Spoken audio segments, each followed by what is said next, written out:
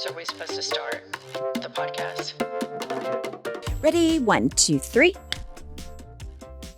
Patriots, gay-triots, and they-triots. So what are we? We're the blue-winged hawk. Blue-winged hawk. Here's the deal. Listener. You still get to be a patriot. You still get to be a gay-triot. You still get to be a they-triot. You still get to be a decent person. You still get to experience joy. Nobody can take that from us. But right now, we're all sharing a lot of despair. And what we do is we build communities. And we have been building a community for the last 2 years of this podcast. And the community remains. The camaraderie remains. The cynicism remains, the grievances remain, the laughter remain, and we still get to share that with one another. But Pumps and I would like to really reach out to the marginalized members of this community and say, we know that this is especially painful for you and that it especially feels personal. And we are here. We are still your podcasting mothers, and we will always fight the good fight for you because we value you over the cost of eggs. We value your right to exist over all of these other crazy things. And so just know that you matter and that we love you. And moving forward in our podcast so that we can all stay sane, we'll address the pain that we're all going through. We'll address the need for all of us to mobilize, form a community, and launch the resistance. But we also still get to laugh. We also need to remember that we still get to experience joy. So in that regard, Meemaw's been having a hard time, you guys. She's over here boodle baby crying like she keeps calling me a titty baby, and she's not wrong. I mean, it's titty baby city over here for Meemaw. It's actually very sweet. But Meemaw, what have you had it with? Okay. What I've had it with is people that do not behave appropriately in drop-off and pickup lines. Now, I had forgotten, because it's been so long that my kids were in a drop-off and pickup line, how fucking mad it makes me when people like stop the car, they get out and talk to other people, blocking everybody else's thoroughfare, or what do you call it, way through. Like they block traffic because they're so unable to be self-aware that they are blocking everybody else's time. It makes me fucking crazy. It just happened to me at drop-off at the doggy daycare. I go to pull in, and it's like a 2-person deal. This motherfucker, he parked his car right in the middle. So nobody in front of him could park. Nobody could get to the side. Nobody could get in behind because he was like dead smack in the middle of the drop-off area. He had the back of his car open, which I assume his dog jumped out, which is fine, but he left it there. So I had to park kind of down the street and take my little dog in, and I just thought, you're a fucking dick. You're just a dick. Like the lack of self-awareness in the drop-off and pickup line is unbelievable. People just do not have any concept that there is anybody else on the planet but them. I think that parking lot awareness is something that needs to be highlighted. I do not trust the incoming administration to tackle this. So we here at I've Had It Podcast are going to try to tackle these things that I'm sure the new fascist authoritarian government will ignore. And parking lot awareness is something that we can do together. That's right. Listener, we can make change. We can implement change in parking lots. It's something tangible that we can do. Thank you for bringing that to the listener's attention. Let me tell you what I've had it with. You and I recently returned on a flight to Oklahoma City, and we landed, and we were on the tarmac.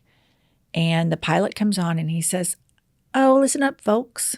Looks like there's another plane at our gate. We'll push off in about 5 to 10 minutes. So we're just going to sit here and hang tight. We'll let you know when we're able to push forward." I look out the window. Much to my surprise, there are about 6 gates with no airplane attached to them, no airplane parked there. And I'm thinking to myself, why can't you improvise? Why can't this airport say, there's somebody at gate 7, Right. but gate 8, 9, 10, 11, and 12 are available. So why don't y'all just push to one of those so Right. we can get these people off of that bird?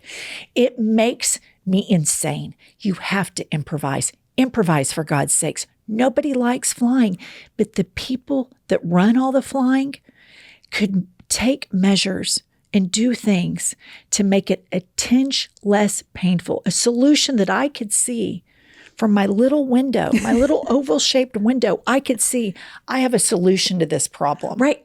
And I know that I wasn't the only person thinking that. You know how I know you weren't? Because you and I were just like, what the fuck? There are 27 million gates. Why are we not moving? Da, da, da, da, da, da.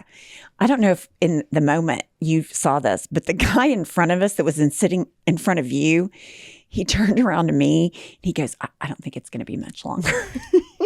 Because he heard us bitching about Yes. it? So I think he thought we were about to fucking storm the front of the plane. Because I looked at him and I thought, maybe we're being loud. But my whole thing with that is, and for people that live in large metropolitan areas, you have to understand, the Oklahoma City airport has maybe 20 gates, 25 at the most. So it's not like there were 27 different planes sitting on the tarmac trying to get in. We were it. That was it. We were the list. And we sat there for about 20 minutes.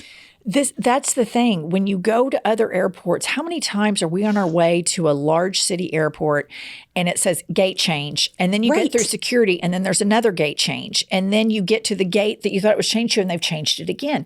They're improvising. Right. These little smaller airports of second tier cities, they are not improvising. But listener, I'm going to tell you what, we are going to have the mayor of Oklahoma City on this show soon.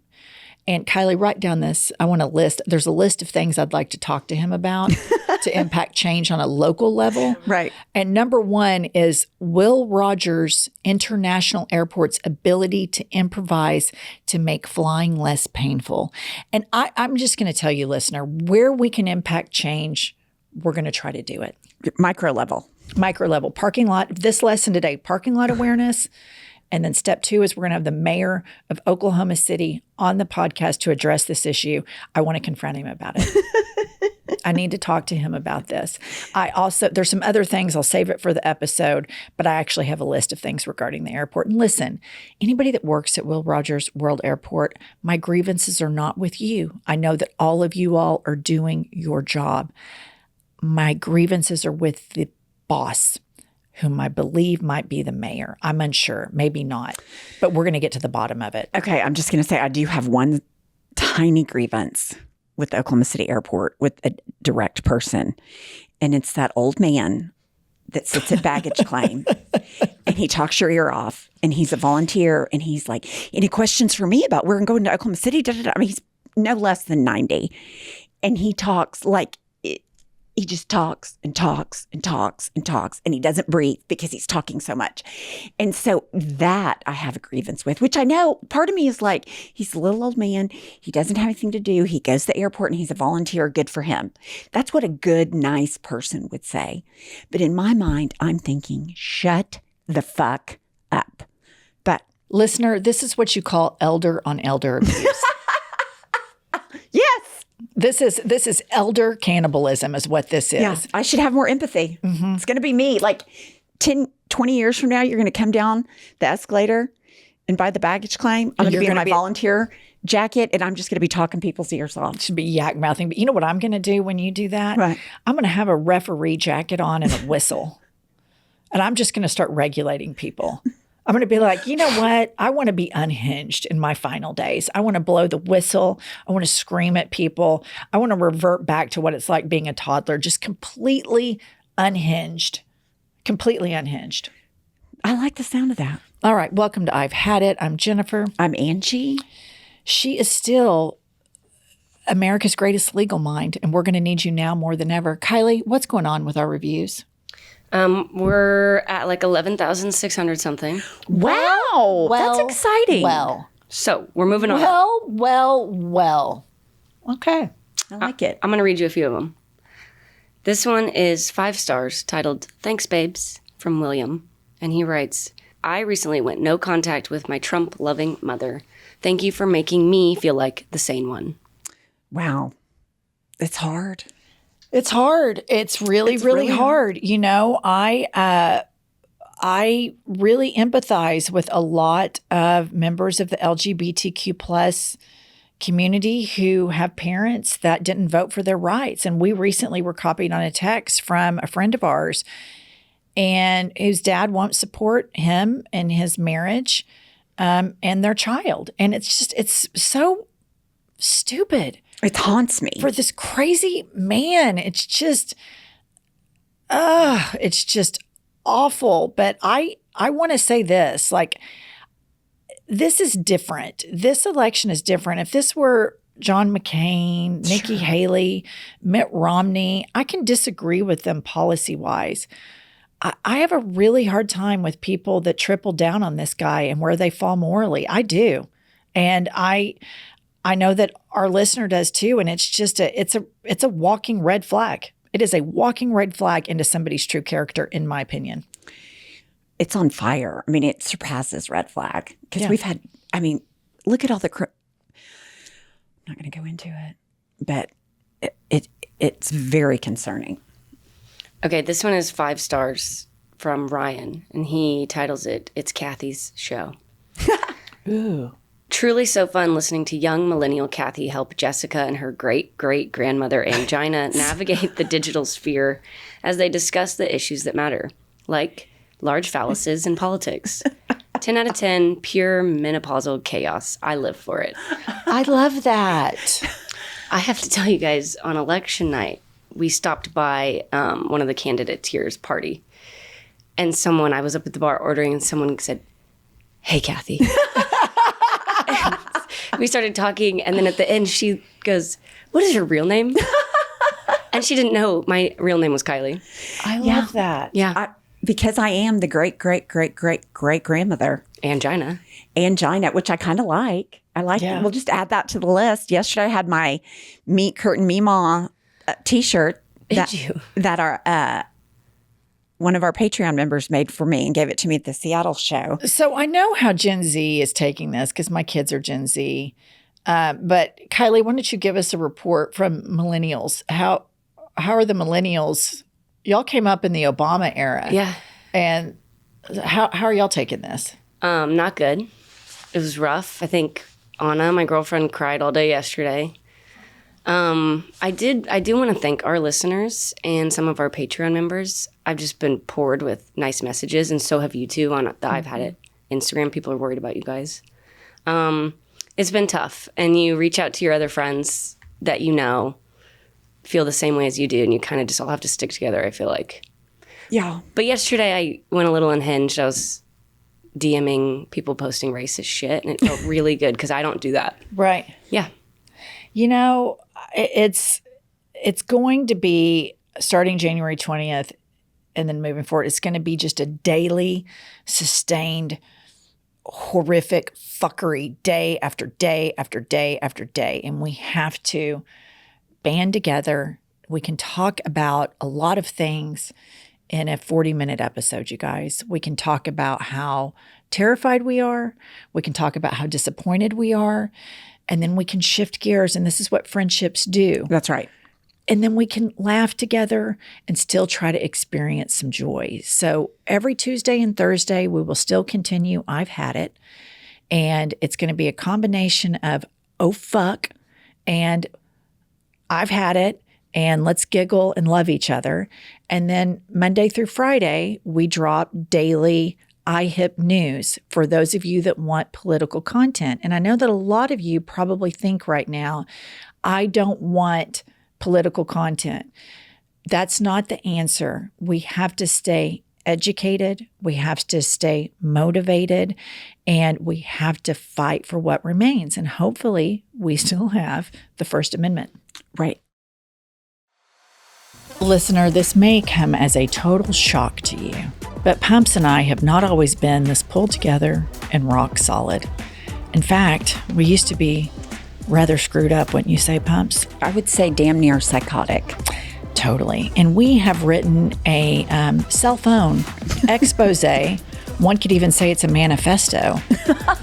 And the book title is Life is a Lazy Susan of Shit Sandwiches. In all sincerity, we share a lot of our struggles that led us to this grand stage where we can talk about petty grievances. You can click the link below in the show notes to pre-order your copy now. It's no secret to our listener that we are so Skims obsessed. Correct. And to share our obsession, I have decided that this is what I'm going to gift my friends because Skims has a holiday gift shop. I bought for myself this fabulous robe that I plan on spending all of Christmas break in, and I think I'm going to gift that to my best friends. I absolutely love Skims, every product. I love the bras. I love the pajamas. They are so soft and cozy. And the best part about Skims products is they come in cute little boxes ready to go. I know they have the little panties and bralettes, and they have like Christmas color schemes, great stocking stuffers. And like Pump said, the boxes are totally adorable. Listener, shop Skims holiday shop at skims.com. Available in styles for women, men, kids, and even pets. If you haven't yet, be sure to let them know that we sent you. After you place your order, select podcast in the survey and select our show in the drop-down menu that follows. Listener, you know Pumps and I like to joke around, and that's our big shtick. But one thing that we take very seriously is our socks. I mean, we are so serious about our feet and our little piggies being cozy and comfy in the fall and winter. So we only wear Bombas, the most comfortable socks in the entire history of feet. I'll tell you what, not only are their socks fabulous, but their slippers are the best. And I love Bombas no-show socks. They're amazing. Bombas is the perfect holiday gift for your work bestie, cousin, or that super picky friend because no one says no to the snug, delicious feeling of new socks. And listener, that's how good these socks are. We could go on and on and on about them. We've never had it with Bombas socks. And here's another great thing about Bombas. No matter what you get, your purchase creates a very real clothing donation for someone experiencing housing insecurity. So listener, are you ready to feel good and do good? Head over to bombas.com/hadit and use code HADIT for 20% off your first purchase. That's bombas.com/hadit or use code HADIT at checkout. Okay, so now I would like to segue over to some news articles that Kathy has pulled for me to share. The first one is a new research survey of 1,000 people suggests that Gen Z trust influencers more than their friends. I kind of can see that. I can too. I mean, I kind of can see that. I mean, You know why? Because for Gen Z, their best friend has been their cell phone their whole life. Yeah. And there's such a curated nature on the social media. And it's like, your life's better than mine, so I want to emulate you kind of thing. And that they just have never not had it. Yeah, I think that this is the shortcoming for Gen Z, and it's not Gen Z's fault that cell phones came out at the time that they were growing up, but that's their first stop. Where when we were growing up, our first stop was to pick up the phone and call a friend and have a voice-to-voice conversation. So, God, and I believe it because I think influencing in the right-wing manosphere had a huge impact on the results of the election. All right, next up in the news. I don't know how I feel about this. Well, I know exactly how I feel about this. It's not good. Let me read this to you. Nude pickleball is taking off. What? Nudist resorts across the U.S. are experiencing a huge surge in popularity for nude pickleball. These clothing-optional destinations are expanding their pickleball facilities and hosting tournaments to meet the demand, with enthusiasts finding it a comfortable and freeing way to enjoy the sport. Okay, so the minute you said nude pickleball, I was thinking of the dragons flopping around in the wind trying to catch the ball. And I just don't even know how that would work. You probably wouldn't even need a paddle. Listener, listen. I bet you're right. Listen to the growth here. She heard nude pickleball, and she didn't think of penises. Well, I thought about that next. I know, but that wasn't your first. That wasn't your default setting. Did you get laid? No. What happened? No, I just thought, I cannot imagine my boobs in that situation. Here's the thing about nude pickleball. I'm going to put this, and y'all know I love racket sports, but I'm putting this right there in the Stanley Cup category. I think this is a slippery slope. I think nudist, here's the thing. If you want to be naked and you want to go to naked resorts and you want to swing for the fences. I don't really give a shit. But playing sports naked, I don't understand the psychology behind that. Maybe I shouldn't be judgmental about it. Maybe I shouldn't be a lot of things. I just don't understand the psychology behind naked sports playing. I would think you would want everything kind of secured. Well, for the example of the dragons, and I'm not a modest person, and I don't care. Like, people want to go to nude resorts and all that, that's fine. Where I would be distracted, not that I'm a great pickleball player, because we know I'm terrible. But if it's like a court of, let's say, the three of us and Seth went to play pickleball, and right next to us were a court of naked pickleballers, I'm just going to say that would distract me. Well, I would imagine if it was four well-hung men, I don't know what Now, would if happen. it was four well-hung men, distraction over. It's a tap, tap, tap. Circle the jets. Head to the car. We know I wouldn't do that. Meemaw! I'm a big talker. Meemaw! But I would be distracted. I'm just saying. Okay, wait, you're at the pickleball courts, and there are four well-hung men playing pickleball. You think you might just go over tap, tap, and just take them out to the car and just do the dirty? Like, I'm proud of you. in my mind, I would, Yeah. but I know that I probably wouldn't in real life. You know what? In the upcoming Trump's America, I say we say, fuck it. Just do it. Go grab go the to the naked parking lot. pickleballer and just make out in the back of the car. Ride I that do pony. like a little car sex. I mean, I did back in the day. It's been Ride that 100 years. Meemaw. But, you know, back in the day. Naked pickleball car sex. Yeah. I mean, I'm here for it. You'd have to push me, though. I wouldn't on my own. That's just big talk in my mind. Yeah. Did I ever tell you about the time in college that I was having sex in the car and tap, tap, tap on the window? It was the campus police. Let me ask you this. What positions were you in? God, it's been so long. I can't remember. I know we were in the passenger seat, so You were straddling on top. I think I was. I think. That's it, You were straddled on top? And it was like Exactly what I thought. It was the flyest over. I mean, it was so fast, pull up, all that. And I will say, to his credit, he was just like, you guys need to move along. Nobody got arrested for public indecency or anything. But yeah. Do you remember the man's name that you were Yes, I having do, but sex I'm not with? going to say it on the podcast. Well, that's no fun. All right. What we have prepared today as a means of feeling some joy and laughing is we have gone to our Patreon members and asked them to share, is it Kathy, their first date experiences? Online dating horror stories. Online dating horror stories. Okay. So the first Patreon member we're going to hear from is Rome. And Rome says, I was supposed to get drinks with an older white gentleman. I came to the bar and he was already drunk, having drank 3 sangrias before meeting me. He then started fetishizing my ethnicity, could not carry a coherent sentence, had the audacity to have the bartender remake his espresso martini because it had no kick. And before the bartender could finish remaking it, he walked out the bar, leaving me alone. That is awful.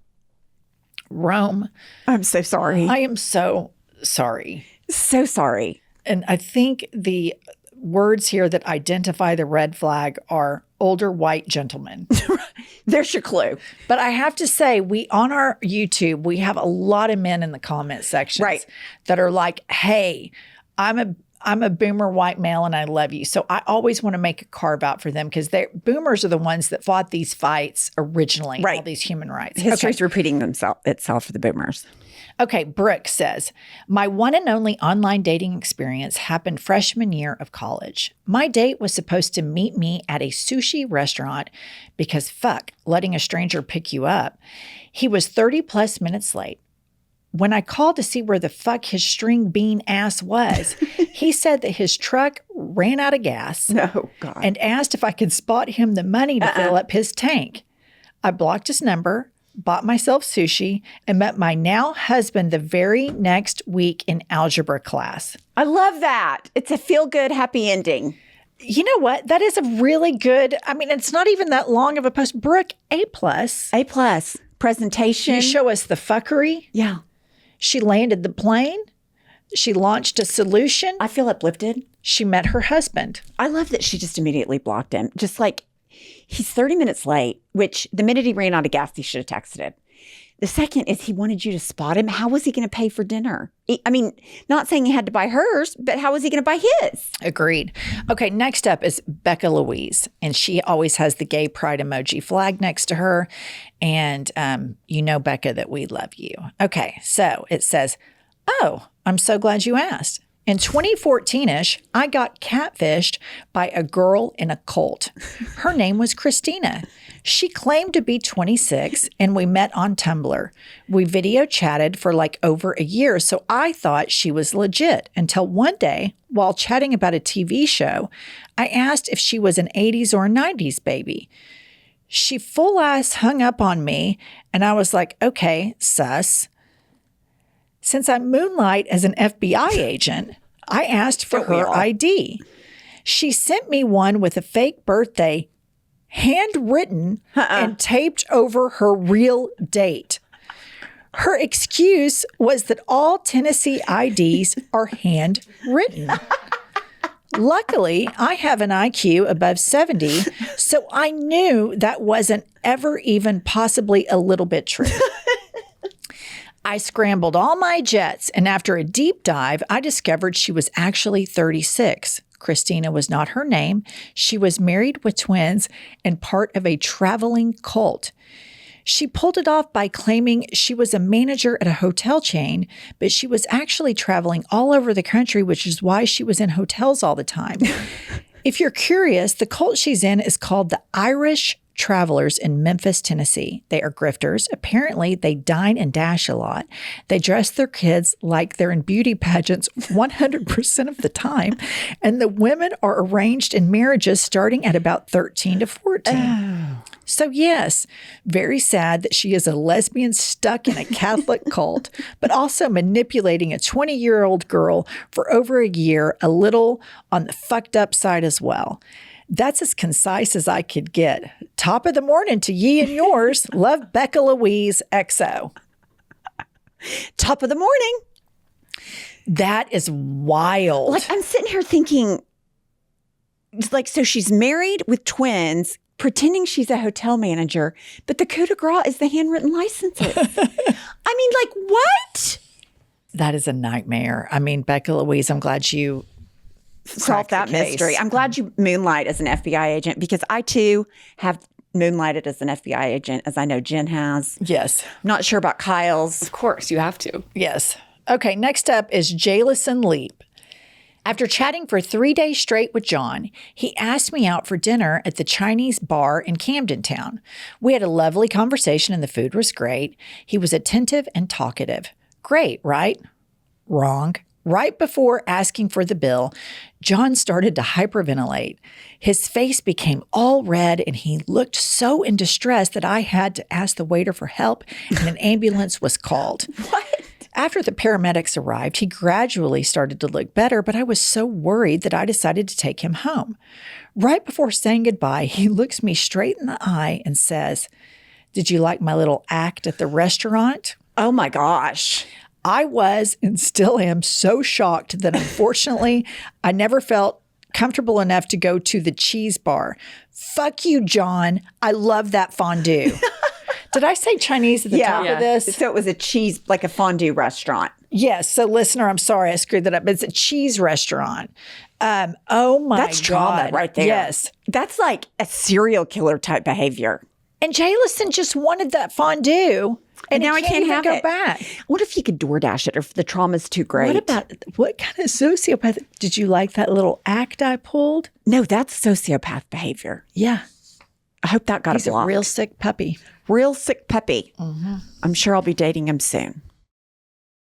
Pumps, our ability to suck and then wake up the next day and suck more than the previous day is undefeated. It's unparalleled. We are the champions. If you would like to see how bad we suck, please join us in New York City in November for, just some world-class shit talking. That's right. Live and in person. That's right.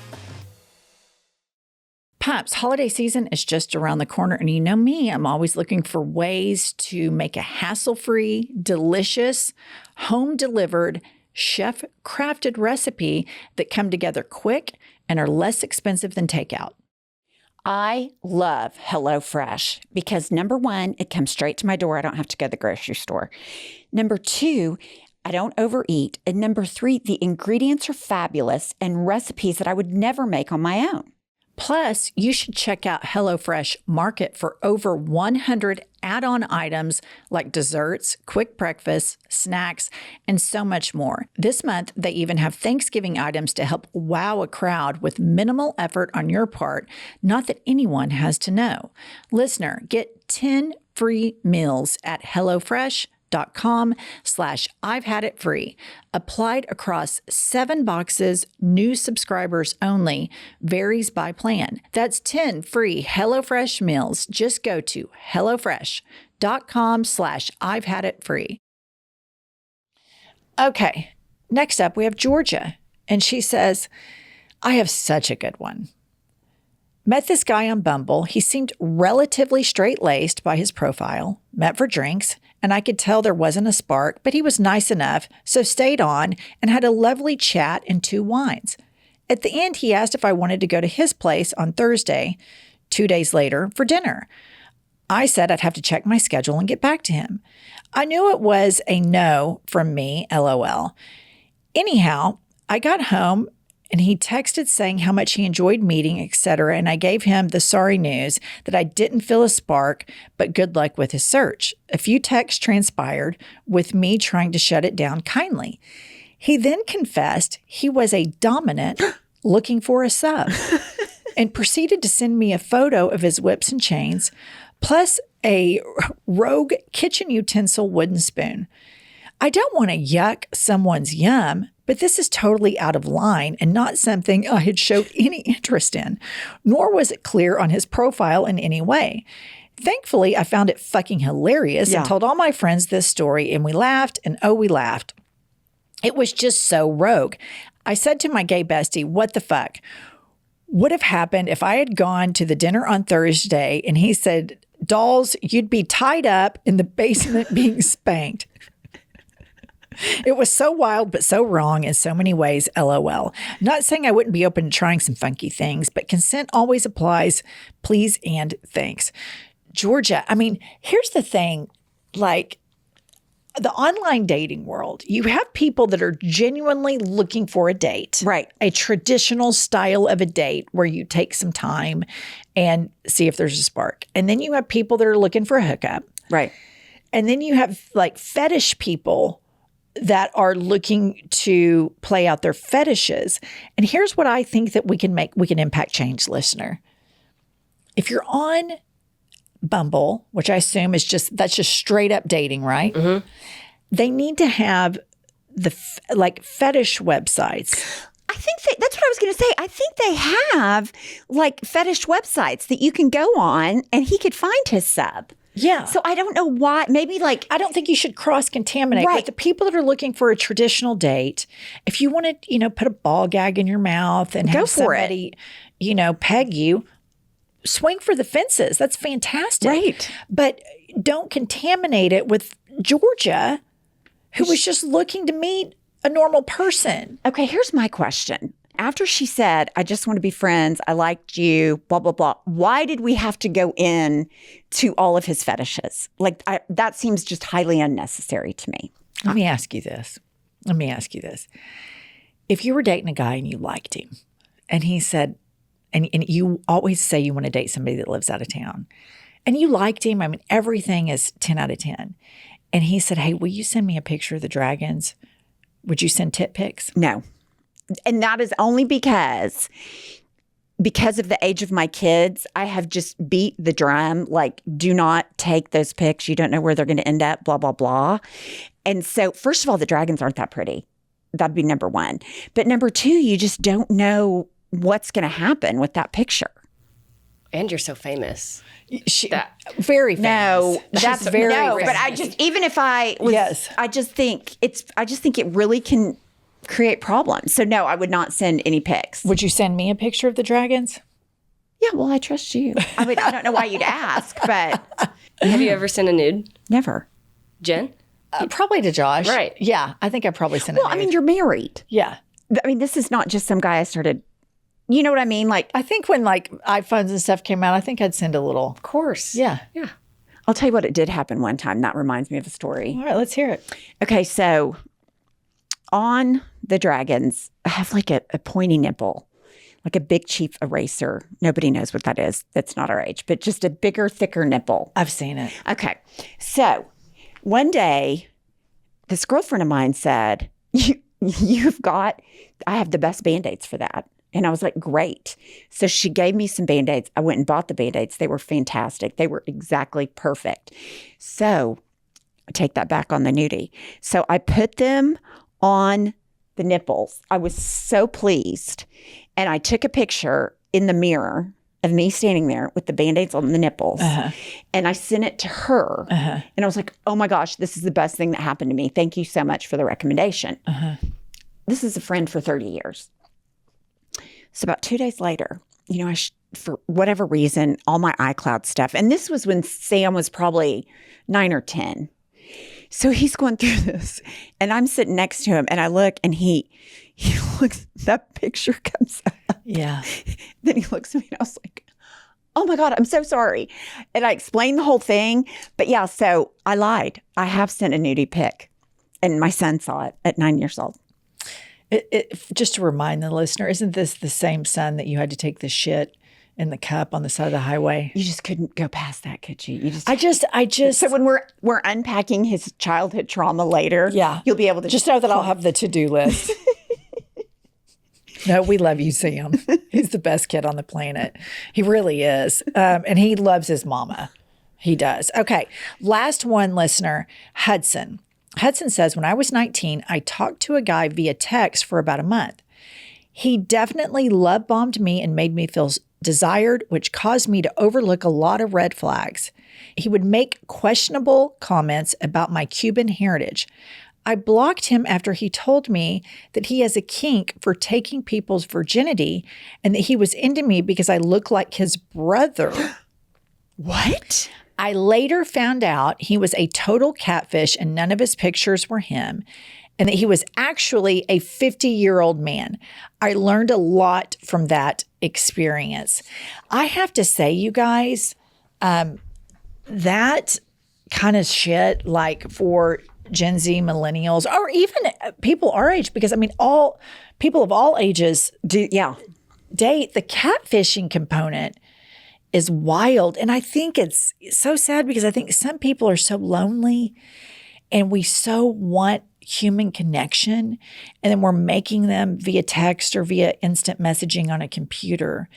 And a little bit of flattery and love bombing. It feels so good. You can get intoxicated by it, especially at a young age. Yeah. You can fall prey to superficial flattery. You're more susceptible to it. And they just get sucked in. And then the heartache. And then if you realized it wasn't the real person, then you would be mad at yourself.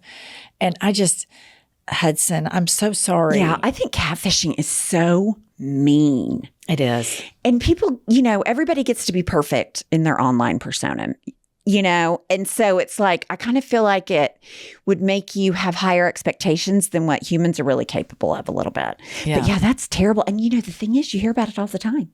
There's even a TV show about it. Listener, they even made a TV show about it. Yeah, I've watched it. You did? During the pandemic, my kids and I would watch it. I mean, honestly, you kind of got catfished. Right, but that was just complete, not even online. Listener, I'm referring to the time that Pumps had the unwilling affair with a married man. The only time I've known for her to date since she got divorced. Yeah. Yeah. Does he texted you? Mm-mm. Oh, that's good. Yeah. Well, all right, listen up, listener. This is kind of how it's going to go moving forward. We have to come together. We have to laugh together, cry together, share stories together. And we all still get to live our lives and still get to form a community. And just because we're laughing at something doesn't mean we're neglecting something else. So don't fall into this trap that I can't laugh right now. Blah, blah, blah. We are human beings and we get to have compound feelings and compound emotions. We can be devastated about the election results, worry for our well-being, worried for our friends' well-being, and then also make space to come together and remember certain things about the human experience, which are camaraderie, laughter, and togetherness. And that's what we want to offer you all moving forward. Again, if you just need to dive into the politics portions of this, you can listen to our daily podcast, iHip News. It's all on the same YouTube channel, but if you are a listener and not a video watcher, it's IHIP News, and that's usually every day. If we feel ambitious, we do it on the weekends. And then we have a show coming up in New York City. New York City. Yes. So please get your tickets for that. It's called the People Suck Tour. Mm-hmm. And I just can't think of a better title for anything right now after these election results than highlighting how badly people suck. Yeah, I think that is like spot on. We have a cult. Yep. Patreon. And I think that's all we have. We also have the blue-winged bird. Hawk. Blue-winged. The blue-winged hawk. And I'm glad you brought that up, Pumps, because listen up. We are rebirding. We're rebirding. We got to rebird. We're rebirding. Okay. I still like eagles. I do too. I do, but I feel like we need our own bird. Yeah. I feel like and it's the blue-winged hawk. It's kind of a mascot. It is our mascot. I want to get one. Yeah. You have a lot of experience with birds, so we could probably find one. Yeah. If there is one. Anyway, all right, listen. Pumps, tell them what the blue-winged hawk says. Right now, it says, caw-caw. But at some point, we're gonna find our caw back. We're gonna get it back. Episode after episode, we're gonna get it to where it is robust. A little bit every day. A little bit better every day. Yeah. All right, listener, Pumps, tell them. We will see you next Tuesday and Thursday. I'll tell you what I've had it with. Let's hear it. I've had it with that. Listen up, patriots, gaytriots, and natriots. We have a new podcast that has dropped. It's called iHip News. It's Monday through Friday, every day, 15 to 20-minute hot takes on the political landscape of the United States of America, always served with a side of petty grievances. We are on all the available platforms, Apple, Spotify, Google, whatever you get your podcast, and YouTube. Please go rate, subscribe, and review so that we will chart upwards with America's greatest legal mind. Pumps, what does an eagle say? Caw-caw. A little bit more enthusiasm. Caw-caw. That's it. That's caw-caw. That's the patriotism that this country needs right there.